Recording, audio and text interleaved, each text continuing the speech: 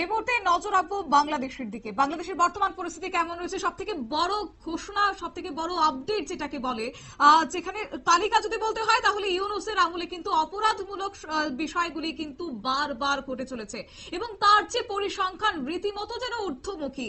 যদি বলতে হয় খুনের ঘটনা, তাহলে বাংলাদেশে ইউনূসের আমলে 10 মাসে ৩,৫৫৪টি খুন হয়েছে। তাই নয়, সেই তালিকাতেই থেমে থাকেনি ইউনূস, সঙ্গে ইউনূসের আমলে বাংলাদেশের 10 মাসে যদি ধর্ষণের মতো ঘটনা বলতে হয় তাহলে ৪,১০৫ ধর্ষণের ঘটনা ঘটেছে এবং বলা চলে বাংলাদেশের জনগণের জন্য কিন্তু একটা উদ্বেগের বিষয়। এই প্রসঙ্গে আমি চলে যাব, আমাদের সঙ্গে যুক্ত হয়ে গেছে বিশেষ অতিথি ছাত্রলীগ সভাপতি সাদ্দাম হোসেন। আপনাকে নিউজ ভ্যানগার্ডের লাইভে স্বাগত জানাচ্ছি। ধন্যবাদ আপনাকে। এই যে একের পর এক ঘটনাগুলি ঘটছে, যেখানে আমরা দেখলাম যে গত 5 আগস্ট হাসিনা সরকারের পতন ঘটে যাওয়া, তারপরে ইউনূসের ক্ষমতায় বসা, এরপর এই যে ঘটনাগুলি বারবার বৃদ্ধি পাচ্ছে, এতে করে কি বলবেন? পুরো রাষ্ট্রটি বাংলাদেশ আসলে একটি ললেস রাষ্ট্র ব্যবস্থায় পরিণত হয়েছে এবং এই দখলদার সরকার যারা সংবিধান আইন লঙ্ঘন করে এবং শিক্ষার্থীদের এবং পুলিশের এবং জনতার লাশের উপর ভর করে যারা ক্ষমতায় গেছে, এদের পুরো ক্ষমতার ভিত্তিটি হচ্ছে সহিংসতা, সন্ত্রাস এবং মানুষের মৃত্যু।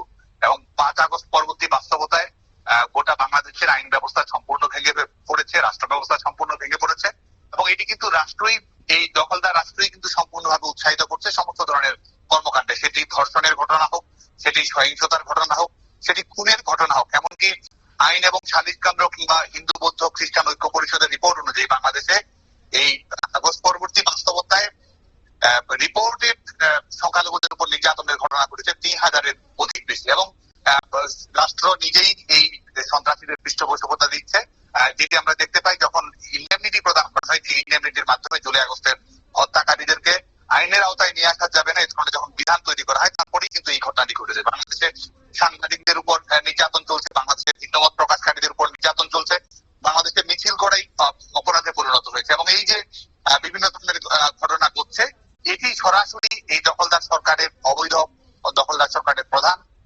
ইউনূস নিজেই এখানে সবচেয়ে বড় মব স্টারের ভূমিকায় নেমে এসেছে। এখানে পুলিশকে নিষ্ক্রিয় ভূমিকায় রাখা হয়েছে এবং রাষ্ট্রকে ব্যবহার করা হচ্ছে দমন পীড়ন করার যন্ত্র হিসেবে। একেবারে। তবে এই যে নতুন করে পুলিশের যে একটা রিপোর্ট প্রকাশে আনা, তারপর জনগণের মুখে কতটা চাপের মুখে পড়েছে এবার ইউনূস? দেখুন, দখলদার সরকারের কোনো নৈতিক ভিত্তি নেই এবং জনগণের কাছে কোনো ধরনের ভিত্তি নেই, বরং তারা যে ক্ষমতায় আছে তাদের ক্ষমতা থাকাই তো জনগণকে পাশ কাটিয়ে এবং বাংলাদেশের মানুষের যে ন্যূনতম একটি রাষ্ট্রের প্রধানতম কাজ হচ্ছে জনগণকে সিকিউরিটি দেওয়া। আজকে কিন্তু বাংলাদেশের মানুষের ন্যূনতম কোনো নিরাপত্তা নেই। লাখ লাখ মানুষ বাংলাদেশে পুড়িয়ে দেওয়া হয়েছে, ব্যবসা বাণিজ্য দখল করা হয়েছে, লুটপাট করা হয়েছে এবং যখন যেখানে যা ইচ্ছে তাই করার মতো বাস্তবতা কিন্তু তৈরি হয়েছে।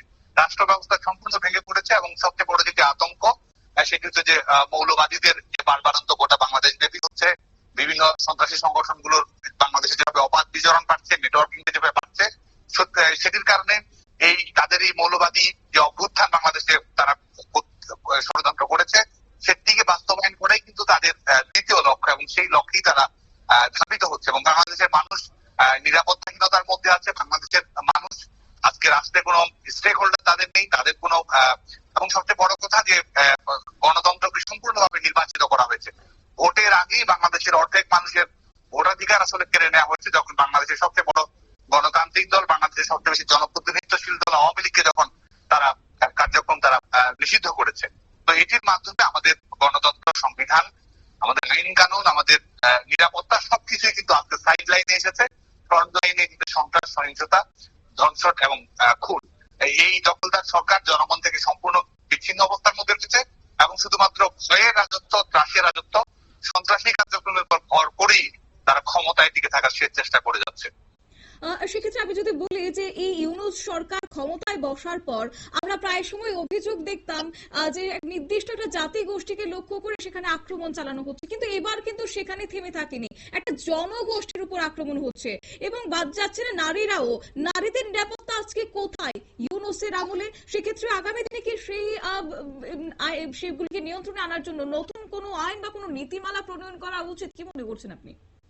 দেখুন, নারীদের নিরাপত্তা সম্পূর্ণ ভেঙে পড়েছে। আজকে বাংলাদেশে ধর্ষণের ঘটনা, এবং সেগুলো তো শুধুমাত্র রিপোর্টেড, এর বাইরে অনেক ঘটনা ঘটেছে যেগুলো হয়তো গণমাধ্যমে আসেনি, কারণ বাংলাদেশের গণমাধ্যম কিন্তু সম্পূর্ণ নিয়ন্ত্রিত। সেখানে আপনি কি শব্দ ব্যবহার করবেন, কি নিউজ করবেন, কোনটি পত্রিকায় যাবে না যাবে, এদিকে তো চূড়ান্ত ভাবে এই দখলদার সরকার ঠিক করে দেয়। এবং সাংবাদিকদের যেভাবে পদত্যাগ করতে বাধ্য করা হয়েছে, নির্যাতন করা হয়েছে, মামলা দেওয়া হয়েছে, কারাগারে পাঠানো হয়েছে, বাংলাদেশে সাংবাদিকতা করার কোনো সুযোগ আজকে নেই। শুধুমাত্র সরকারের পক্ষে, এই দখলদার সরকারের পক্ষে সাংবাদিকতা করার সুযোগ রয়েছে। এবং বিশেষ করে এই দখলদার সরকারের সন্ত্রাস, সহিংসতা, নির্যাতনের ফার্স্ট ভিকটিম হচ্ছে আমাদের নারীরা। আমাদের বাংলাদেশ বিশেষ করে আওয়ামী লীগ সরকারের নেতৃত্বে নারীর ক্ষমতায়ন, সেটি রাজনৈতিক হোক, সেটি সামাজিক হোক, সাংস্কৃতিক হোক, সেটি অর্থনৈতিক নিরাপত্তা হোক, প্রত্যেকটি ক্ষেত্রেই বাংলাদেশ ক্রমান্বয়ে এগিয়ে যাচ্ছিল। এবং আজকে বাংলাদেশের নারীরা ভয়াবহ চ্যালেঞ্জের মুখে রয়েছে। কি হচ্ছে যে ধর্ষণের ঘটনা, খুনের ঘটনা, সহিংসতার ঘটনা, এটি একটি। আরেকটি দিক হচ্ছে যে রাষ্ট্রযন্ত্র মৌলবাদী গোষ্ঠীগুলোকে লেলিয়ে দিচ্ছে নারীদের বিরুদ্ধে, যে কারণে শরিয়া রাষ্ট্রের একটা ঝুঁকির মুখে বাংলাদেশ রয়েছে, যেখানে নারীদের প্রত্যেকটা মুহূর্তে নারীকে নিয়ন্ত্রণ করার চেষ্টা করা হচ্ছে। নারীরা কখন বের হতে পারবে, কখন বের হতে পারবে না, এটি আজকে নির্ধারণ করতে চেষ্টা করা হচ্ছে। নারী পোশাক নির্ধারণ করতে চেষ্টা করা হচ্ছে। সেখানে যদিও নির্বাচন নিয়ে তালবাহানা হচ্ছে, কিন্তু সেটা 2025-এর শেষ দিকে হোক কিংবা 2026-এর শুরুর দিকে, সেই নির্বাচনের আগে যদি সেখানকার আইন শৃঙ্খলা এই অবস্থা হয়, তাহলে আগামী দিনের নির্বাচন কি আদৌ সুষ্ঠু হবে, কি মনে হচ্ছে? দেখুন, এই নির্বাচন এই সরকারের লক্ষ্য নয়, এবং নির্বাচন করার মতো সক্ষমতা এই দখলদার সরকার নেই। এবং একটি অন্তর্বর্তী সরকার নির্বাচন করার যে অন্যতম মাপকাঠি হচ্ছে নিরপেক্ষতা। এই নিরপেক্ষতার মাপকাঠিতে এই দখলদার সরকার সম্পূর্ণ ব্যর্থ। এটি আসলে এই দখলদার ইউনূস সরকারের প্রথম চেষ্টা হচ্ছে যে এই তাদের অবৈধ ক্ষমতা নিরাপত্তা কিভাবে নিশ্চিত করা যায়, ক্ষমতা কিভাবে দীর্ঘায়িত করা যায়। আর আমাদের আইন শৃঙ্খলা পরিস্থিতি যেখানে ভেঙে পড়েছে, যেখানে রাষ্ট্র কিংস পার্টি গড়ে তুলেছে, যেখানে আমাদের সাংবিধানিক প্রতিষ্ঠানগুলো, নির্বাচন কমিশন হোক, আমাদের বিচার বিভাগ হোক, যেটি সম্পূর্ণ ভেঙে পড়েছে, এবং যেখানে সেটি আইন অনুযায়ী চলছে না, সংবিধান অনুযায়ী চলছে না, বরং দখলদার সরকারের ডিরেকশন অনুযায়ী চলছে, সেখানে কিন্তু বাংলাদেশে এই নির্বাচন কিংবা গণতান্ত্রিক পরিবেশ তৈরি করার মতো বাস্তবতা এই দখলদার সরকারের হাত ধরে নেই। বাংলাদেশে যদি গণতান্ত্রিক রূপান্তর করতে হয়, বাংলাদেশে যদি জনগণের ক্ষমতা জনগণের কাছে ফিরে দিতে হয়, বাংলাদেশে যদি স্থিতিশীলতা প্রতিষ্ঠিত করতে হয়, তাহলে আমাদের জনগণের সামনে একটাই অপশন, সেটা হচ্ছে যে এই সরকারের বিদায় ঘন্টা বাজাতে হবে, এবং সেটির মাধ্যমে বাংলাদেশে গণতান্ত্রিক রূপান্তর, সাংবিধানিক শাসন, জনগণের ক্ষমতা জনগণের কাছে ফিরিয়ে দেওয়া সম্ভব। একেবারে অসংখ্য ধন্যবাদ আপনাকে। ধন্যবাদ। আপনারা শুনলেন সাদ্দাম হোসেনের ছাত্রলীগের সভাপতির বক্তব্য। ইউনূসের বিদায়ের ঘন্টা বাজাতে হবে, আর ইউনূসের বিদায়ের ঘন্টা বাজালেই তবেই হয়তোবা বাংলাদেশের সংবিধান কিংবা বাংলাদেশের গণতন্ত্র পুনরায় সেখানে ফিরে আসবে, মানুষের নিরাপত্তা আসবে বলে আজ তারা দাবি করছেন।